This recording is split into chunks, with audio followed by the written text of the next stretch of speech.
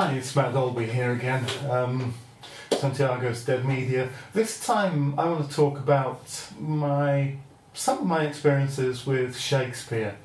This year, when I'm recording this, 2016, has been quite a heavy Shakespeare year for me. I've not read through a lot of the plays beginning to end, but I've had a lot of contact with them. That's come about obviously because of his anniversary, 400th anniversary of his death, I think. This is how lazy I am. I haven't even bothered to find out what the anniversary was. I'm pretty sure it's 400 years since his death. And the Hogarth Press has been doing a series of kind of remixed or revisited Shakespeare. Contemporary writers do novels based on Shakespeare plays, and I've so far bought two of those books. I bought The Gap of Time, which is Jeanette Winterson, who I think is a brilliant writer, doing what she called a cover version of A Winter's Tale, which isn't a play I've read. I'm not terribly familiar with it, and I've just recently bought and have started to read but haven't got very far into Margaret Atwood's Hagseed, which is her revisiting The Tempest, which is probably my favourite Shakespeare play.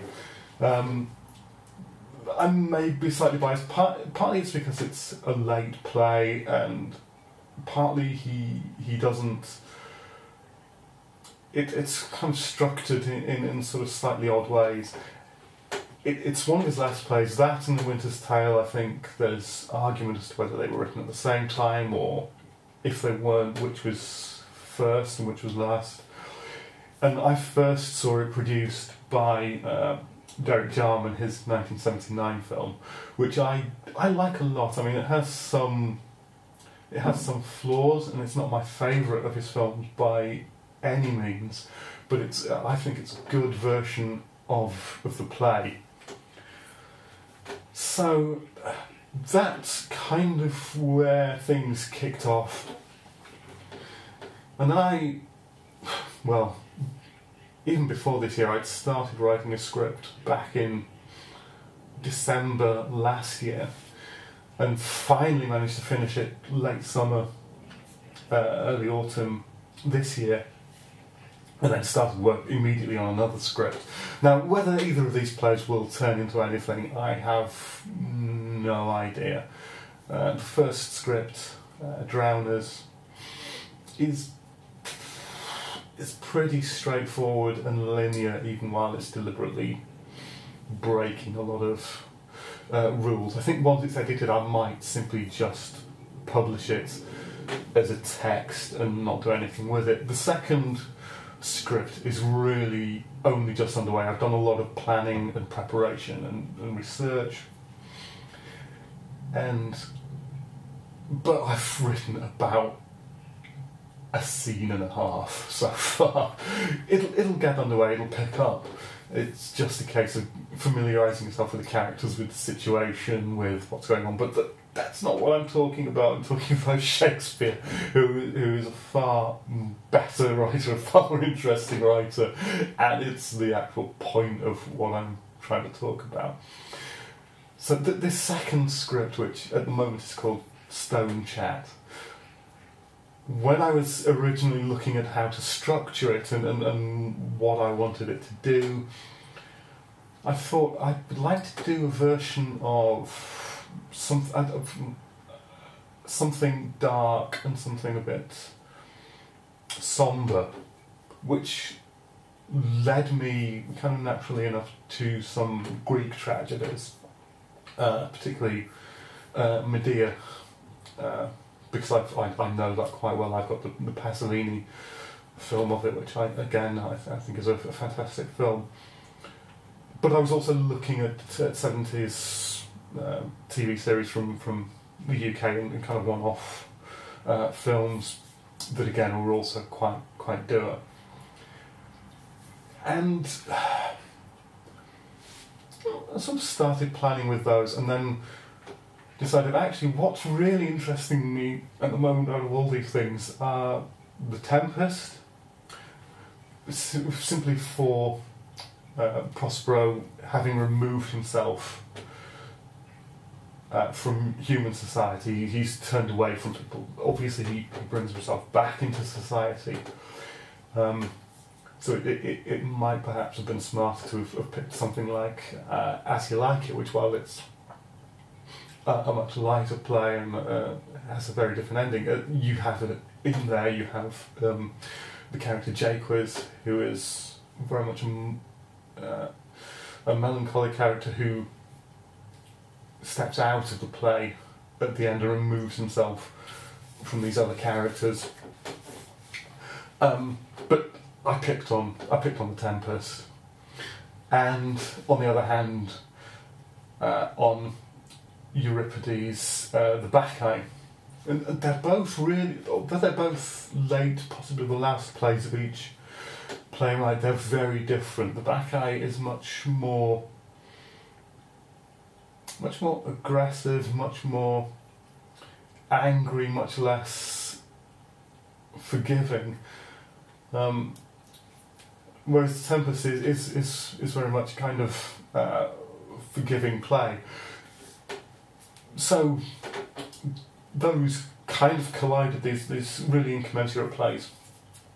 To some effect, but again, that got me back into thinking about The Tempest and reading bits of Shakespeare. And then I was also following an internet reviewer, Kyle Calgren, who does Braunfeld High, and he does a summer of Shakespeare, and one of the Shakespeares that he looked at was Orson Welles' Chimes at Midnight, which brings together kind of Falstaff's character from the Henriade, but also has elements from Merry Wives of Windsor. And so recently I was thinking about my contacts with Shakespeare and when they were, and what sort of impression they'd made. And they were very much in my early teens. I don't remember what the first one was. I don't know whether it was the version of Hamlet that I went to see in the theatre, or if it was one of the productions that Radio 3 did. I remember they did a production of Lear with John Gielgud. I suspect it was probably the Hamlet. That would have been when I was, I think I was 15. I think it started after my birthday. I'd always thought it was at the West Yorkshire Playhouse, but looking at the programme, like I got the programmes out today to have a look at the programmes for these various Shakespeares, I'm not sure that it was at the West Yorkshire Playhouse. It was a Royal Exchange production. I think it was here in Manchester at the Royal Exchange. And obviously I can't tell the difference between Leeds and Manchester, or I couldn't when I was a teenager. That production I really loved. It was very sparse. It was in the round. It was contemporary dress as far as I can remember. There were minimal props. I remember basically they were using kind of staffs to act as spears. That was about it for props. There may have been daggers, because you kind of need those as well. But it was very minimal. That had an actress, Hamlet, who I thought was really good, but who I had no idea who he was. Because we didn't have TV, I wasn't terribly interested in TV, and I don't know that he'd done, well, he certainly hadn't done as much as he has now.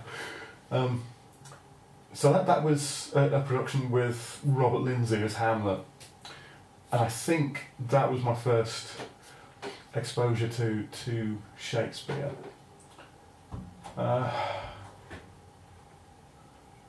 Was it? Yeah, I remember it being discussed as as the teacher saying, I'd be excited if this was my first Shakespeare. But it can't possibly have been 1984, because it would have been later than the productions. That would have made it later than the productions that I went to see at Stratford, which were 1984. Because we had an activities week at high school where you paid a small amount, and for a week you did whatever activity you chose, and two of the English teachers ran a week whereby you would go to Stratford-on-Avon and you would see 2 Shakespeare plays while you were there. And so the first year we went to see As You Like It, and I remembered nothing. Well, I remembered the staging. The staging again was quite minimal. I enjoyed it. It was drapes and light. There was some sort of benches to sit on. There was a bit of the stage that was opened up to make a river at one point, but beyond that it was mostly minimal, and people were wearing kind of contemporary clothes, not sort of just what they had come in off the street, fairly neutral clothes. So it was quite a minimal staging. I didn't remember any of the actors, which is a shame, because it involved Alan Rickman, it involved Fiona Shaw, and another actor whose name I've forgotten. I'm trying to visualise it because I was looking at the programme. But some people who are now sort of really big names, and Alan Rickman, of course, who's sadly passed earlier this year. And we saw Richard III, and this was the production with Anthony Sher, where he was on crutches. He'd broken his leg, I think, before rehearsals or during rehearsals, and so the production had been built around him using these crutches, and he had long sleeves on his costume that went down to the ground into these sleeves. So he looked kind of like a spider, and he could move across the stage incredibly fast, using these crutches. And that was a very impressive production. That was a kind of more conventional staging of things, period costumes, banners, all the kind of accoutrements that you'd expect. And the next year, 1985, which was the last time that I went on this, the 2 plays that we saw were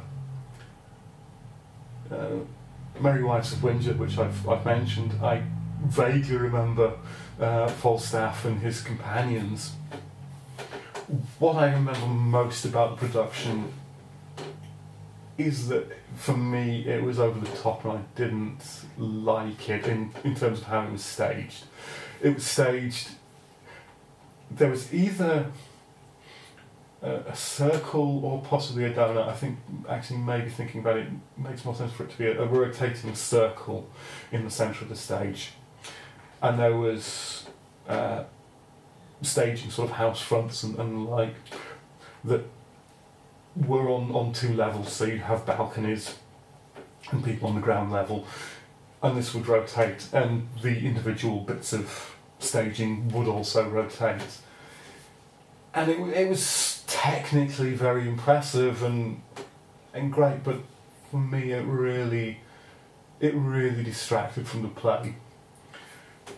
And the fanciness really it extended to the programme, which was sort of fake 1950s magazine, and I don't remember anything about it. But given that given the previous year, I'd seen Fiona Shaw acting As You Like It, and I'd seen Alan Rickman as Jaques, and I'd also seen Anthony Sher as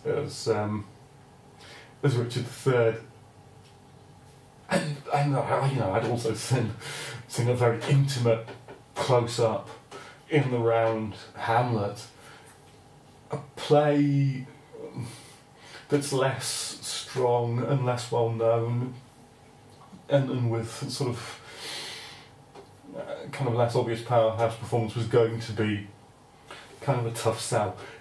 And also that year, the other play we saw was the